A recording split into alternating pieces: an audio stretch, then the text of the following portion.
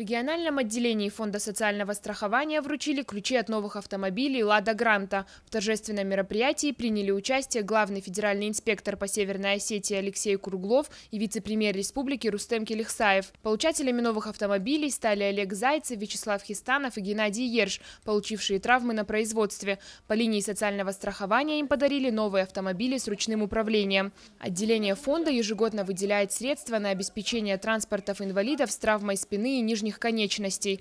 Всего с 2000 года за счет средств Фонда социального страхования России было выдано 89 специально оборудованных автомобилей.